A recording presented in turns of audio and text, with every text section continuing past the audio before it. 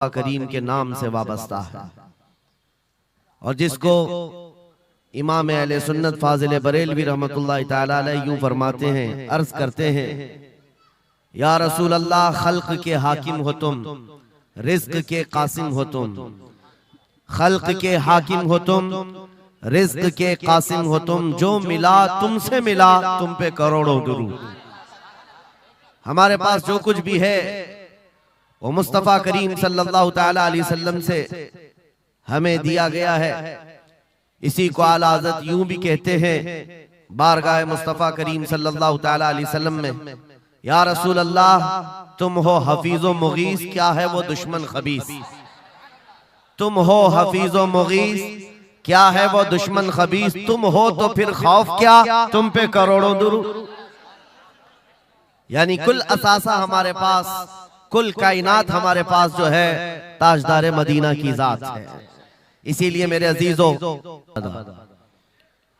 फाजिल बरेलवी रहमतुल्लाह तआला अलैह ने जो फरमाया उसका कुल खुलासा यही है कि हमारे पास जो कुल कायनात है वो ताजदार मदीना की जात है।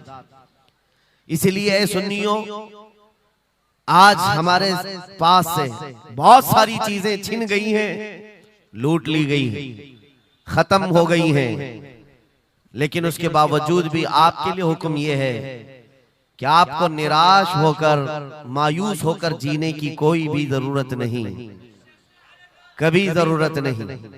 अगरचे हमारा घर, हमारी छत और सब कुछ लुट जाए, तब भी हम फख्र के साथ इस जमीन पर जी सकते हैं।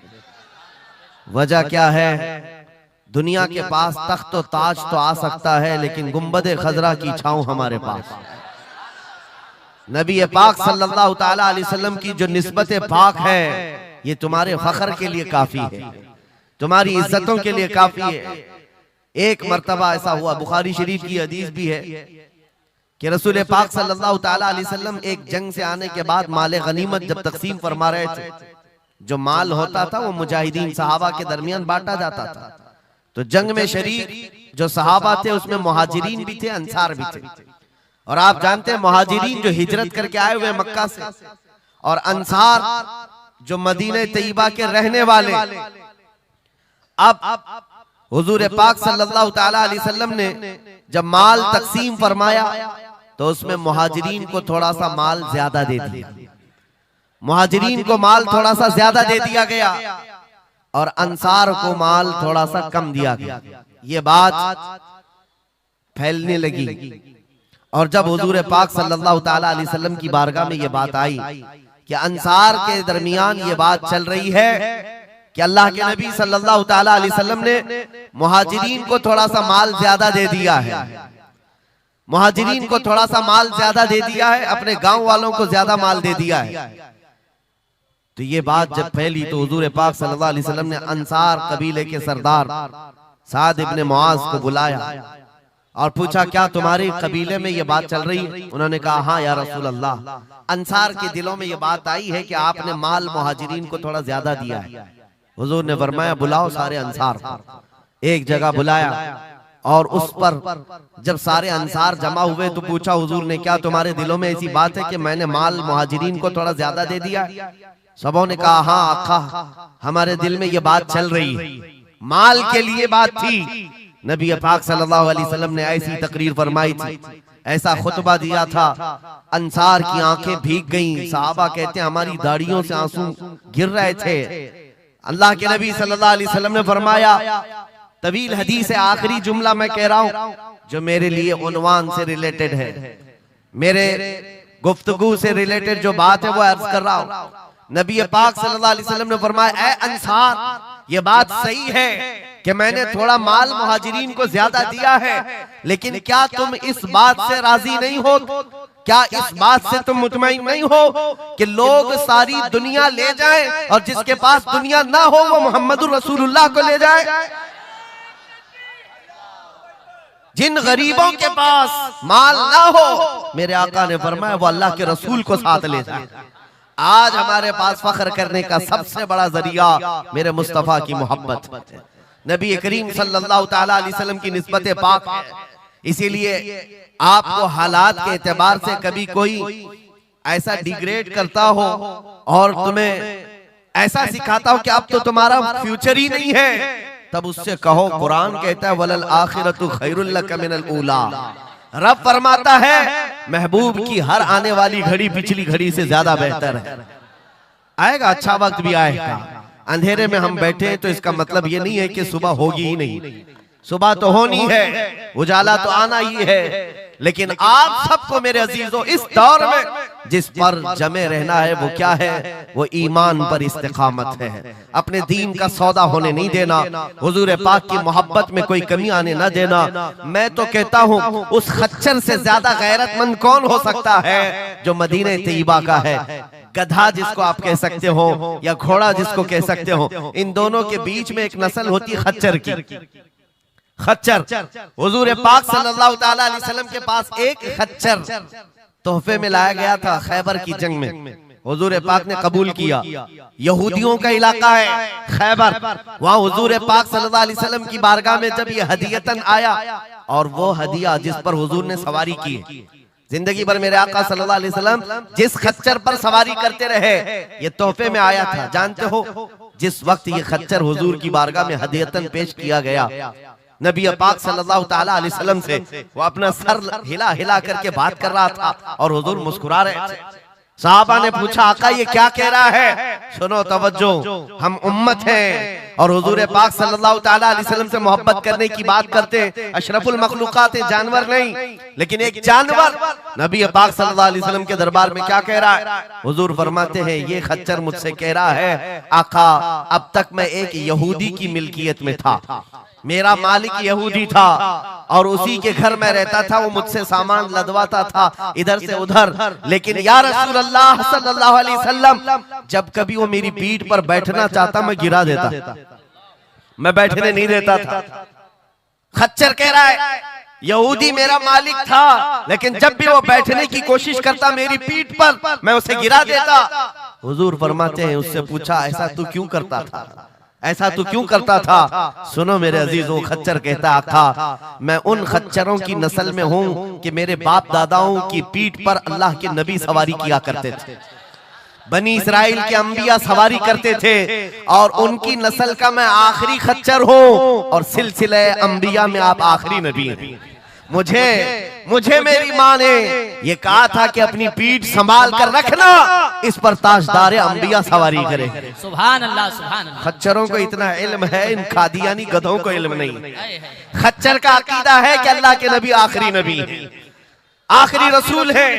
मेरे अजीजों अपनी पीठ को संभाल कर रखा कि कोई और बैठने न पाए, कि अल्लाह के रसूल बैठने वाले हैं। और उसके बाद आपको पता है उस खच्चर पर सवारी सिर्फ रसूलुल्लाह ने फरमाई, और वो खच्चर कितना गैरतमंद था, कितना गैरतमंद था कि उस पीठ पर किसी और आलाइश को और नापाकी को कभी गवारा नहीं किया।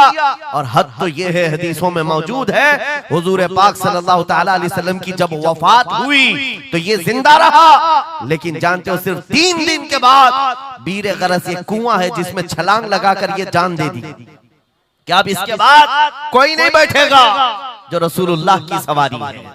मेरे आका सल्लल्लाहु ताला अलैहि वसल्लम से निस्बत का एहतराम जानवर इतना करते थे, तुम्हारी निस्बत तो उम्मत की है, तुम्हारी निस्बत उम्मत की है।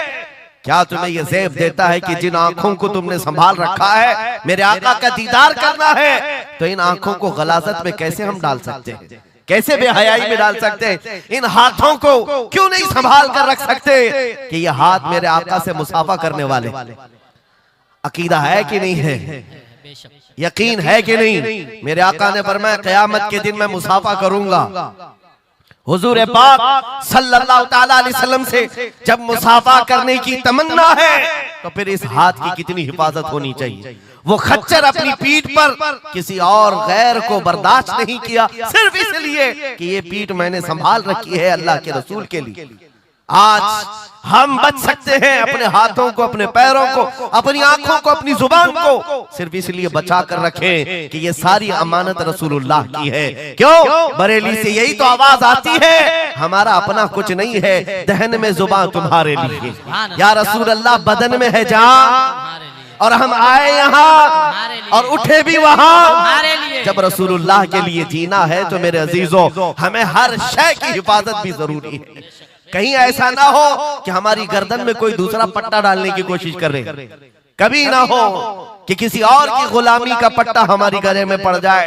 नहीं, हम रसूलुल्लाह के जन्नत रसूलुल्लाह। सुभान अल्लाह। दुनिया अगर हमें पहचाने तो बेदम वारसी का वो शेर याद रखो। बेदम वारसी बड़े आशिक रसूल हैं, कहते हैं सके तैबा सब मुझे कह कर के पुकारे, बेदम यही रखियो मेरी पहचान मदीने वाले। सुभान अल्लाह। दुआ ये करते थे कि ऐ अल्लाह, ऐ रसूल पाक, मेरी पहचान इतनी बना दे कि दुनिया मुझे तैबा का कुत्ता कहे, इसके अलावा मेरी कोई पहचान ना हो। मुझे दुनिया अगर पहचाने तो हुजूर के नाम से पहचाने। अजीजा ने गिरामी वक़ार, इतनी गैरत तो तुम्हारे अंदर आनी चाहिए कि हुजूर पाक सल्लल्लाहु तआला अलैहि वसल्लम से हमारा नाम जुड़ा हुआ है और हमें हर शय को संभाल कर रखना है। सिर्फ एक बात मैं बता दूं, बहुत सारे नौजवान मोहब्बत करते हैं हमसे, हमें पता है, बेइंतहा मोहब्बत करते हैं। किसी नौजवान को उठाकर मैं कहूं ये ले मेरा अमामा, मैं आज तुझे पहना देता हूं, खुशी से वो लेकर के जाए, जाहिर सी बात है उसके दिल में अगर मेरी मोहब्बत है तो ये अमामा पहन करके निकल जाए। मैं उससे पूछता हूं कि जब ये सर पर अमामा हो तो क्या शराब की दुकान पर खड़े हो सकते हो?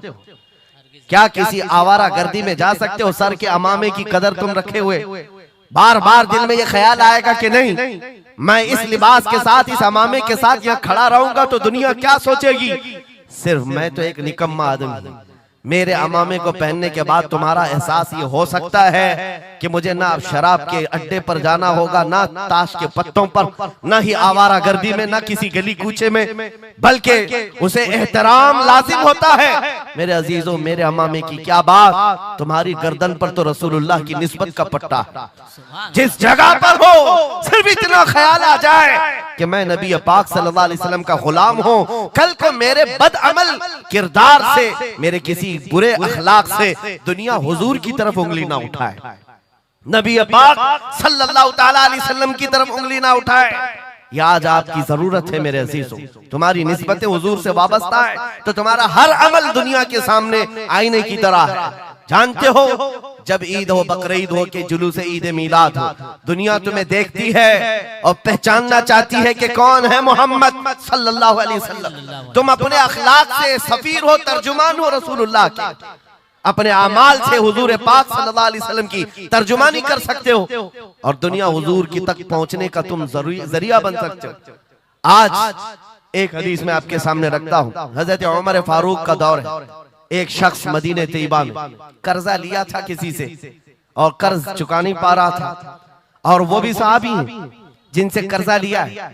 उन्होंने आकर के मुकद्दमा कर दिया हजरत उमर के पास। तवज्जो से, हजरत उमर ने उस कर्जदार को बुलाया, कर्ज जिसके ऊपर था, बुलाया, कहा कि इनका कर्जा क्यों नहीं अदा करता? कहा मेरे पास कुछ चीज है नहीं, अदा कर दूंगा, मुझे मोहलत चाहिए, टाइम चाहिए। कहा कितना टाइम? बस 2 दिन का वक्त दे दें, मैं जाऊंगा अपने वतन और आकर के मदीने में इनका कर्जा अदा कर दूंगा। लेकिन अब वो पकड़ा गया हुआ आदमी है, इसको छोड़े तो किसकी जमानत पर छोड़े? जाहिर सी बात है, कोर्ट में जब तुम्हारी गिरफ्तारी हो जाए, कचहरी में, कोर्ट में हाजिरी होती है तो कोई ना कोई जामिन होता है जिसकी जमानत पर तुम्हें बेल दी जाती है। हजरत उमर ने पूछा, कोई तुम्हारा जमानत लेने वाला है यहाँ मदीने में? कहा या रसूल अल्लाह, हजरत उमर से, या अमीर अल मोमिनीन, यहाँ पर कोई मेरा ऐसा है नहीं जो जमानत ले सकता है, क्योंकि मैं नया हूं, जमानत कोई लेने वाला है नहीं। कहा फिर कैसे जाएगा, बेल कैसे दी जाएगी? भरे मजमे में से एक सहाबी हजरत अबू दरदा खड़े होते हैं, कहते हैं अमीरुल मोमिनीन, मैं इसकी जमानत लेता हूं, मैं इसकी जमानत लेता हूं। हजरत उमर फारूक ने कहा, अगर ये बंदा 2 दिन के बाद नहीं लौटा तो तुम्हें जेल में रखा जाएगा। जामिन के साथ यही होता है ना। तो उन्होंने कहा मुझे तस्लीम है। हजरत उमर के पास उन्होंने कबूल कर लिया और वो बंदा चला गया। 3 लोग हैं यहाँ पर, एक कर्ज दिया हुआ आदमी, एक कर्ज लिया हुआ और एक जमानत दिया हुआ। ये तीनों लोग अदालत से रिलेटेड हैं। अभी 2 दिन गुजर गए, हजरत उमर इंतजार कर रहे थे। शाम करीब आ गई, अदालत लगी हुई थी। आपने पूछा कि फलां जो कर्जदार था आया? लोगों ने कहा अभी नहीं आया। कहा बुलाओ अबू दरदा को जिन्होंने जमानत दी थी। बुलाया गया, कहा तुम्हारी गिरफ्तारी हो सकती है, तुमने जिसकी जमानत ली थी वो नहीं आया। हजरत अबू दरदा कहते मेरा यकीन है वो आएगा, मेरा यकीन है वो आएगा। मगरिब होने से पहले पहले वो बंदा देहात का रहने वाला दौड़ता हुआ आ गया, कर्जा वापस लेकर के आया। हजरत उमर के पास जब उसने रखा कि ये मेरे कर्ज की वापस मैं अमानत लेकर के आया हूं, बुलाएं उस सहाबी को जिनका कर्जा मैंने लिया था। वो सहाबी आए, कहा कि 2 दिन का ये वक्त लिया था और वापस लाकर तुम्हारा कर्जा दे दिया है। उस सहाबी ने कहा अमीरुल मोमिनीन मैं माफ करता हूं, मुझे नहीं चाहिए कर्ज, वापस नहीं चाहिए। अजीब मामला। कहा मैं माफ करता हूं। अब सुनो, हर एक से हजरत उमर ने पूछा, उस देहाती शख्स से पूछा। तीनों की जो बात है वो सबसे ज्यादा इंपॉर्टेंट है आज हमारे लिए। उस कर्जदार से पूछा तू भाग गया था, अपने घर गया था और यहाँ मदीने में कोई तुझे पहचानता नहीं था, गया था तो वापस वहीं से वहीं चला जाता कहीं तो तुझे ढूंढना मुश्किल होता। क्या बात है कि तू वापस लौट करके आया इस कर्जे को अदा करने के लिए? वो गरीब इंसान कहता है अमीरुल मोमिनीन चाहता तो मेरे पास रास्ते थे, उधर से उधर भाग जाता। मुसलमानों सुनो, जो लोग धोखाधड़ी करते हैं और लोगों के पैसे गबन करके खा करके बैठे रहते, वो एक साहबी है, गरीब है, कहते अमीरुल मोमिनीन मैं चाहता तो उधर से भाग कर चला जाता, लेकिन दिल में ये ख्याल आया कि अगर मैं चला गया तो बाद में दुनिया ये ना कहे कि मोहम्मद अरबी के गुलाम गद्दार होते,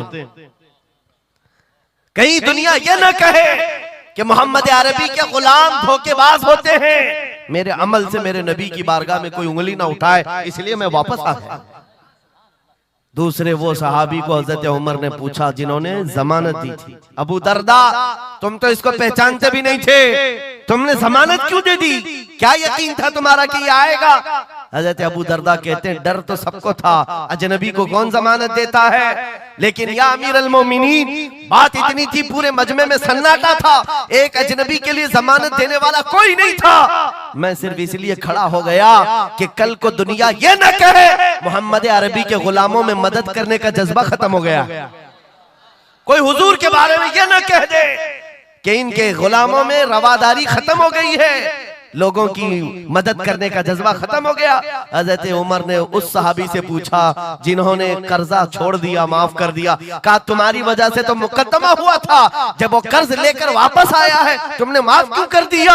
उस सहाबी ने भी कहा यार अमीरुल मोमिनीन चाहता तो मैं ये रकम लेकर चला जाता, लेकिन मैंने भी दिल में ये सोचा कि कल को दुनिया ये न कहे मोहम्मद अरबी के गुलामों में माफ करने का जज्बा भी खत्म हो गया है।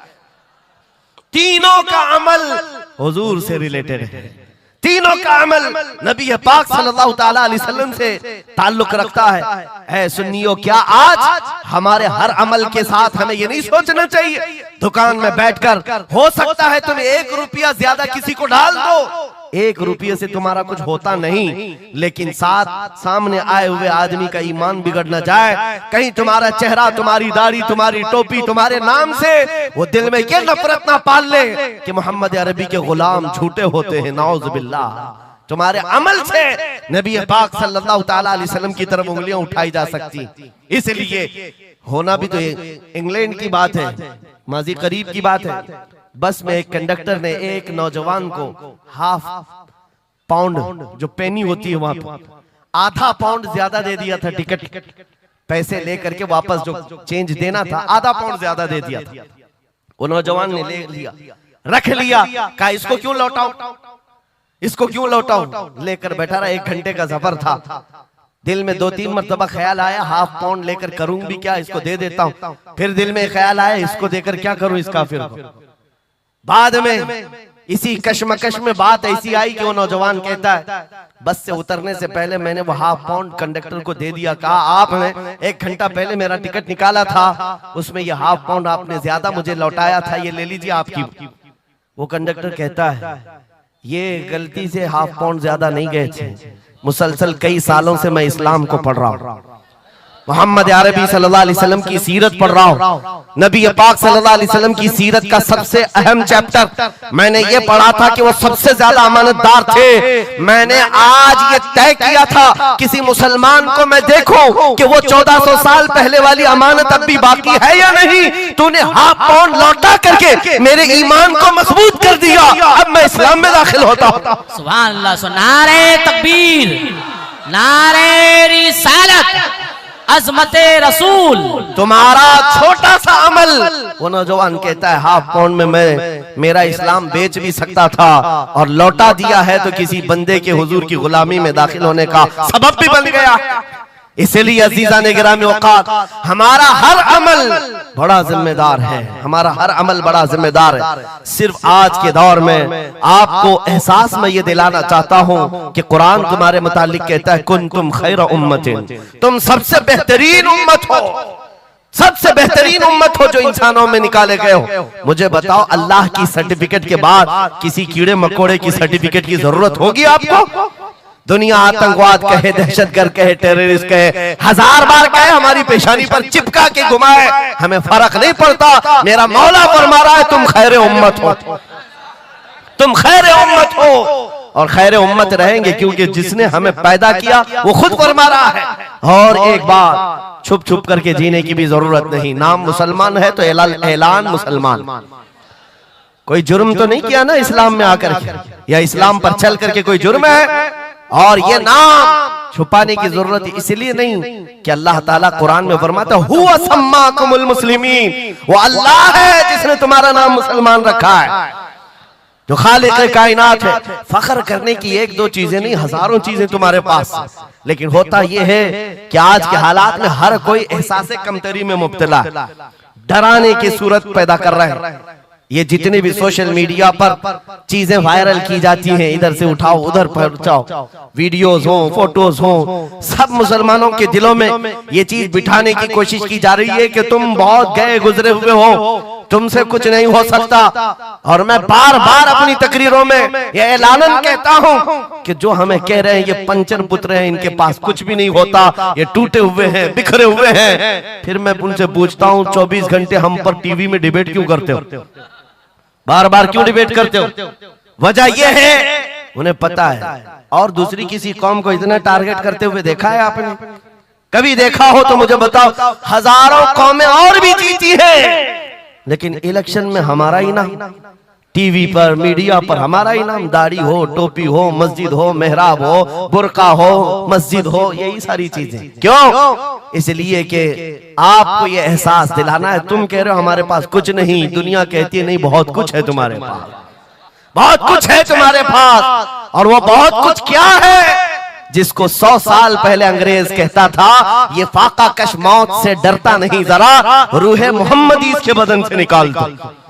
हाँ, इकबाल ने कहा था, अंग्रेजों का ये नारा था, रूहे मोहम्मदी इनके पास है। हुजूर से मोहब्बत और उनके साथ वफादारी का जो जज्बा है ये बहुत ही मजबूत है, बहुत मजबूत है। और मैं अपनी तकरीरों में पूरा फोकस इसी बात पर करता हूँ कि किसी की शमा अगर मध्यम हो रही हो, लौ कम हो गई हो, हम उसको और भड़का दें, ताकि इश्क रसूल की आग जब जलती है, आला हज़रत फरमाते हैं ऐ इश्क तेरे सदके जलने से छुटे सस्ते, वो आग लगाई है जो आग बुझा देगी, जो आग बुझा देगी वो आग लगाई। इसलिए ऐ सुन्नियों, इस दौर में फख्र के साथ ही जीना है। जो चीज तुम्हारे पास है, मैं बार बार एक चीज पूछता हूं, क्या आपको अगर दुनिया हुजूर का गुलाम कहे तो कोई एतराज है? बुरा लगेगा आपको? नहीं, बल्कि हमारी जिंदगी की मेराज है। हुजूर का गुलाम कहकर पुकारे कोई हमको, हमारे लिए मेराज है। जब तुम्हारा यह अकीदा है कि मुझे उनकी गुलामी पर कोई पुकारे, मुझे कोई बुरा नहीं लगता, बल्कि मेरी जिंदगी की ख्वाहिश है, तो ऐ अजीजों खुल करके गुलामी क्यों नहीं करते? जब हैं उनके गुलाम तो खुलकर गुलामी करो। ये दाढ़ियां छुपा करके, टोपियां छुपा कर और कॉमन बनने के चक्कर में, सेकुलर बनने के चक्कर में मुनाफिकत का दरवाजा क्यों खटखटाते हैं? अगर नबी पाक सल्लल्लाहु अलैहि वसल्लम के तो पूरे वफादार उन्हीं के बनकर रहो। आओ मैं दो चंद मिसालें आपके सामने रखना चाहता हूँ सहाबा इकराम रिज़वानुल्लाह ताला अलैहिम अजमईन की, जो फर्स्ट प्रायोरिटी थी, सबसे पहला दर्जा किस बात के लिए रखते थे, जिसकी वजह से रब तबारक व तआला ने उनको औजे सुरैया पर पहुंचाया है, जिसके लिए शायर कहता है एक अरब ने आदमी का बोल बाला कर दिया, खाक के जर्रों को हमदोशे सुरैया कर दिया, खुद न थे जो राह पर औरों के हादी बन गए, क्या नजर थी जिसने मुर्दों को मसीहा कर दिया। वो सहाबा की जात आपको बताता हूं। अनस बिन नुज़ैर एक सहाबी, हुजूर उनके घर पर अक्सर जाया करते थे। दोपहर का वक्त था, नबी पाक सल्लल्लाहु अलैहि वसल्लम अनस बिन नुज़ैर के घर पर आए हुए। ये वो सहाबी है, जवान सहाबी, और उनकी बीवी थी, और ये बात भी बड़ी मशहूर है कि वो अपनी बीवी से हद दर्जे मोहब्बत करते थे और इश्क करते थे। जाहिर सी बात है अपनी बीवी से करते थे, बहुत मोहब्बत करते थे। नबी पाक सल्लल्लाहु अलैहि वसल्लम उनके घर तशरीफ ले गए। थोड़ी देर में एक कासिद आया खत लेकर के, मक्का वालों की तरफ से कोई खत था। किसी ने हुजूर पाक सल्लल्लाहु अलैहि वसल्लम को खत भेजा। हुजूर ने खत लिया, अनस बिन नुज़ैर से कहा पढ़ो। अनस बिन नुज़ैर ने खत पढ़ करके सुनाया कि मक्का वाले जंगों की तैयारियां कर रहे हैं, फलां जगह से फलां कबीला आ रहा है, ऐसी ऐसी तैयारियां। खत में ये अहम मामलात लिखे गए थे, सीक्रेट थे। हुजूर पाक सल्लल्लाहु अलैहि वसल्लम ने खत को बंद करवाया।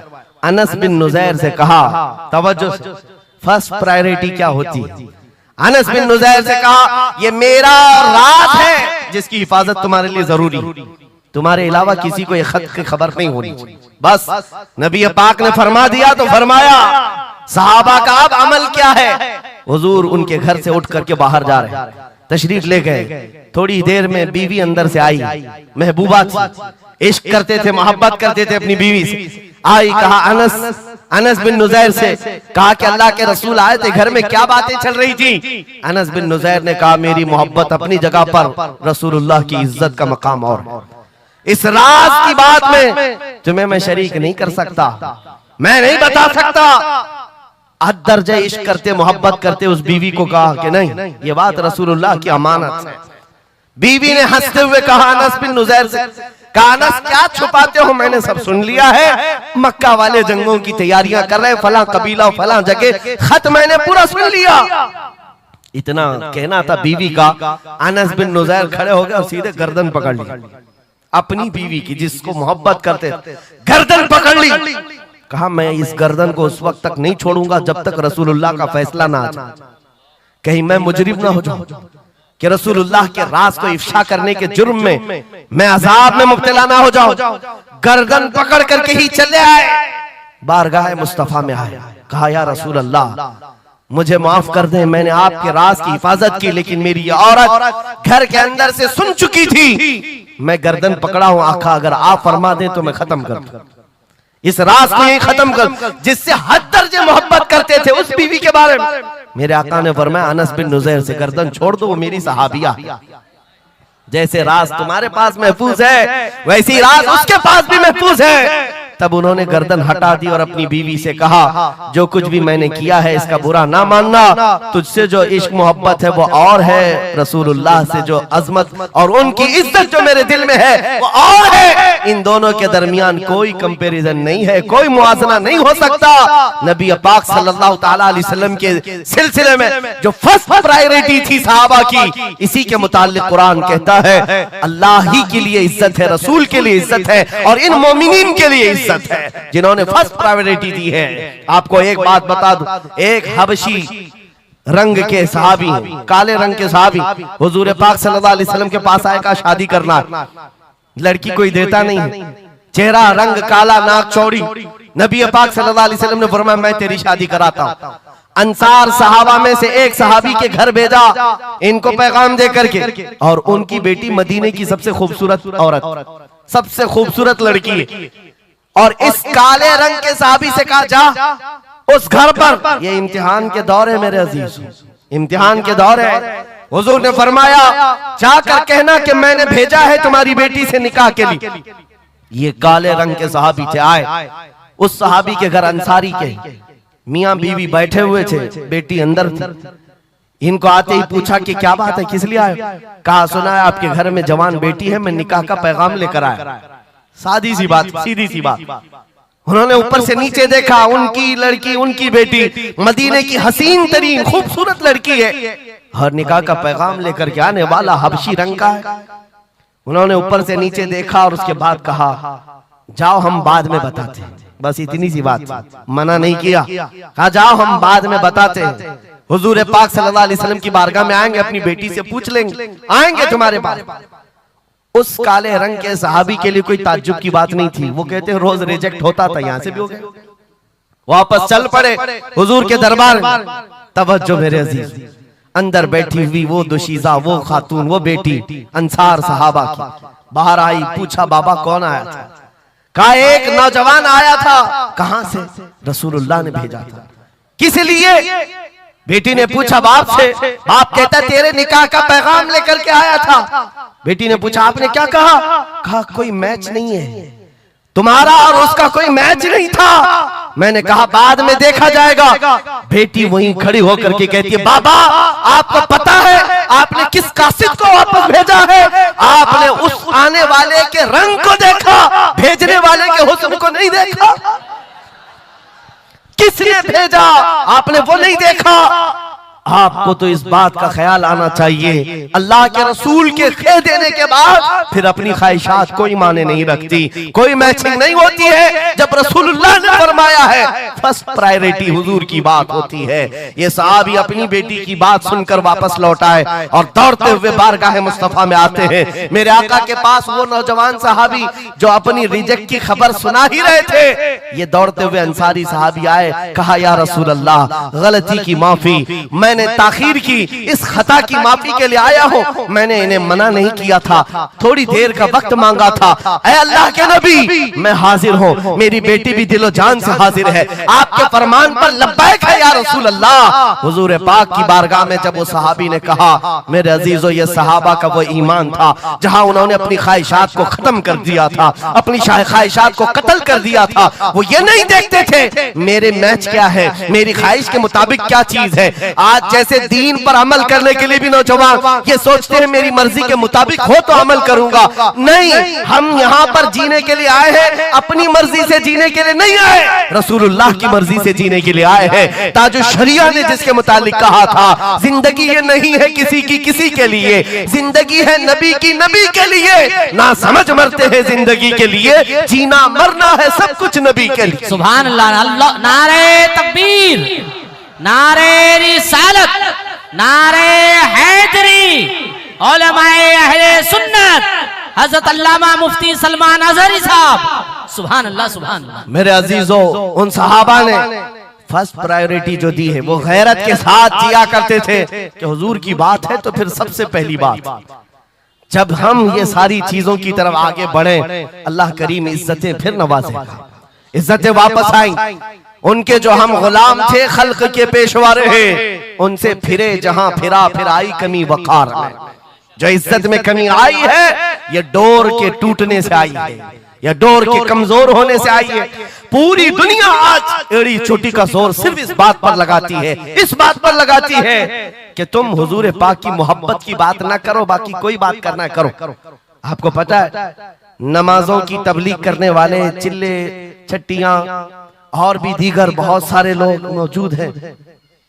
छठी शरीफ तो सरकार गरीब नवाज की मैंने साथ में कह दिया, लेकिन नमाजों की सिर्फ अमल की तबलीग करने वाली बड़ी बड़ी जमातें हैं, उनसे ना गवर्नमेंट को कोई खतरा है ना इजराइल को खतरा। हाँ आप देख लेना, मालूम कर लेना मेरी इस बात। इजराइल जैसा कट्टर दुश्मन इस्लाम वो तक कुछ तंजीमों को कहता है ये सेफ तंजीम है, मुसलमानों में सेफ तंजीम है। कौन सी? जो सिर्फ नमाज रोजे की बात करती है और कुछ नहीं करती बस। हाँ डेंजर तंजीम वो है जो लब्बैक या रसूल अल्लाह कहती है। क्यों?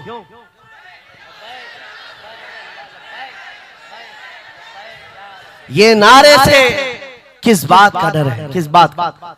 दुनिया आज ये कह रही हुजूर पाक सल्लल्लाहु अलैहि वसल्लम की तरफ दोबारा पलट आने वाला उनको पता है। मेरे अजीजों नमाज नमाज, रोजा रोजा, हज हज, ज़कात ज़कात, ये अमाल ठीक है, हम इसके मुनकिर नहीं है, हम भी अमल करेंगे। लेकिन जो कौम हुजूर की मोहब्बत की बात करती है, दुनिया को इस बात का खौफ है कि इन जमातों को अगर ये मोहब्बत वापस मिल गई तो फिर ये आम जवान नहीं रह जाता, फिर इनमें कोई खालिद बिन वलीद खड़ा हो जाता है, फिर इनके दरमियान सलाहुद्दीन अय्यूबी आ जाता है।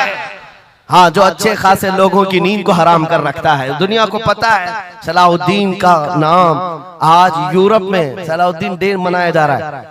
सलाहुद्दीन डे मनाया जा रहा है क्यों? मेरे अजीजों, सिर्फ एक जर्नल नहीं था, एक जंगजू नहीं था, एक सिपाही सालार नहीं था, बहुत बड़ा आशिक रसूल था। बेशक बेशक, बहुत बड़ा आशिक रसूल, ऐसा कि एक मर्तबा बुर्निस नाम का एक ईसाई सिपाही सालार था। उसने मुसलमानों के काफिले को गिरफ्तार किया और उनको मारा पीटा, उनका माल लूटा।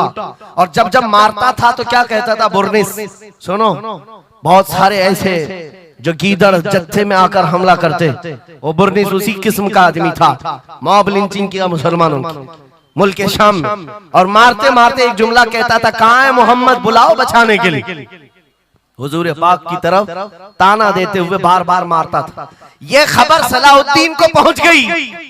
सलाहुद्दीन के पास आकर लोगों ने बताया कि मुसलमानों के काफिले को लूटा गया, मारा गया। लूट मार तो हर जगह चलती थी, लेकिन मारने वाला बार बार कह रहा था, बुला मोहम्मद को। नाउजुबिल्लाह, ये वो जमाना था जब सलाहुद्दीन अय्यूबी की ऐसी बीमारी चल रही थी जिसमें लोगों ने कहा था कि अनकरीब इनकी वफात होने वाली, मौत के करीब वाली बीमारी थी, बिस्तर से उठ नहीं रहे थे। उस वक्त जब ये खबर दी गई, सलाहुद्दीन ने कपकपाते हाथों से दुआ किया था, मौला बस थोड़ी इतनी जिंदगी दे दे कि मैं बुर्निस को बता दूं, इतनी जिंदगी और दे दे। और उसके बाद 2.5 साल का अरसा गुजरा, बिस्तर से उठे, सही भी हुए, वाक़ा हुआ, फौजें इधर से उधर फैलाई, और फिर आपको पता है तारीख में मौजूद है वो वक्त आ ही गया, बुर्निस गिरफ्तार हुआ, सलाहुद्दीन अय्यूबी की फौज के नरगे में आ ही गया। क्योंकि तारीख बताती है बकरे की अम्मा कब तक खैर मनाएगी, एक दिन तो बकरीद आती ही है। सलाहुद्दीन के बाद जब वो कैदी गिरफ्तार होकर आया, सलाहुद्दीन की एक बात बहुत मशहूर थी, वो बड़े बड़े कैदियों को आजाद करने में मशहूर थे, बड़े बड़े जर्नलों को, सिपाहियों को आजाद करते थे। 1 लाख से ज्यादा सिपाहियों को आजाद किया जो जंग में कैदी होकर आए थे, बहुत सारे लोगों को आजाद किया। बुर्निस को जब गिरफ्तार करके लाया गया और फिर सलाहुद्दीन अय्यूबी के पास पेश किया गया, पूछा सलाहुद्दीन ने, क्या गुमान है तेरा मेरे मुताल्लिक? उसने कहा, अब तक जो सुनता आया वही है कि आप रहमदिल हैं, खैरख्वाह हैं और बहुत जल्दी आजाद करते हैं। सलाहुद्दीन ने कहा, अब तुझे अगर आजाद किया तो अल्लाह का अजाब आ जाएगा, अल्लाह का अजाब आएगा। और उसके बाद तलवार उठाई, उसकी गर्दन पर रखा। 2.5 साल पहले तूने कमजोर मुसलमानों को ये कहा था, बुलाओ मोहम्मद को, कहाँ है ये देख, मोहम्मद रसूलुल्लाह ने मुझे भेजा है और तेरी गर्दन लेने के लिए भेजा है। तू रसूलुल्लाह को पुकारता है, अभी गुलाम जब तक जिंदा है वो काफी है। और उसके बाद तारीख में ये बात लिखी हुई है मेरे अजीजों, सलाहुद्दीन अय्यूबी बीमारी के आलम में 2.5 साल का जो अरसा गुजारा है, इस बात के इंतजार में कि जब तक हुजूर पाक की तरफ से जवाब नहीं दूंगा, उस वक्त तक सलाहुद्दीन कभी बिस्तर पर एक रात भी नहीं सोए, खुली जमीन पर सोते थे और कभी पैर फैलाकर नहीं सोया, कभी पैर फैलाकर नहीं सोया। जब नबी पाक की शान में कोई कुत्ता भौंक रहा हो, सलाहुद्दीन को यह ज़ेब नहीं देता कि वो बिस्तर पर पैर फैलाकर सो सके। ये इश्क था, ये इश्क था जिसकी बुनियाद पर वो 12,000 का लश्कर लेकर एक बार उतरा था और 4 लाख की फौज को खदेड़ कर रख दिया था। ये ताकत और कुव्वत मेरे अजीजों हुजूर की मोहब्बत से आती है। हुजूर पाक की आजमत दिलों में बिठाओ, अल्लाह तुम्हारा रौब खुद कायम फरमाएगा, तुम्हारा रौब अल्लाह कायम फरमाएगा। लोगों को ये लगता है कि तंजीमें बनाना चाहिए, लोगों को ये लगता है कि फौज बनानी चाहिए। मैं कभी इस बात की बात नहीं किया, इसीलिए डरते नहीं, हम कोई सीक्रेट मीटिंग भी नहीं करते। आज लोग हमारी जासूसी में इतने पेश हैं, बहुत